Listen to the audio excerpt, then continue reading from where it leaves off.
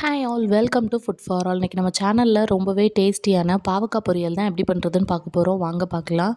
First ஒரு கடாயில் கொஞ்சமாக எண்ணெய் விட்டுக்கலாம். எண்ணெய் லைட்டாக சூடானதும் அதில் ஒரு ஸ்பூன் போல் கடுகு தாளிச்சிக்கலாம்.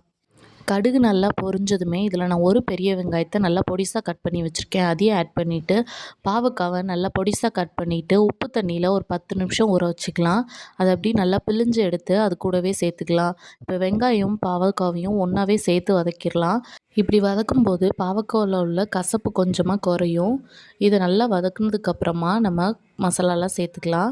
பாவக்காவை மூடி போட்டு வேக வைக்க வேண்டாம். அதுக்கு பதிலாக 1/4 டம்ளர் தண்ணி ஊற்றிட்டு மூடி இல்லாமையே நல்லா வேக வச்சு எடுத்துக்கலாம். இப்போ பாவக்காய் நல்லா வெந்துருச்சு. இதில் ஒரு 1/4 ஸ்பூன் போல் மஞ்சத்தூள், 1 ஸ்பூன் போல் சாம்பார் தூள் சேர்த்துக்கலாம். நீங்கள் வரமிளகாத்தூள் இல்லைன்னா குழம்பு மிளகாத்தூள் கூட சேர்த்துக்கலாம்.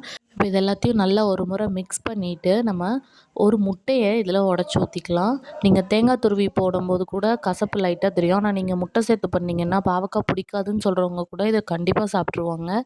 இப்போ முட்டையை ஊற்றிட்டு பாவக்காய் எல்லா சைடுமே அது நல்லா படுற மாதிரி பெரட்டி விட்டுட்டு ஒரு 2 நிமிஷம் அப்படியே விட்டிங்கன்னா நல்ல பொரியல் வந்துட்டு ரெடி ஆயிரும். முட்டை நல்லா ஸ்க்ராம்பிள் ஆகி பாவக்காய் கூட மிக்ஸ் ஆயிரும்.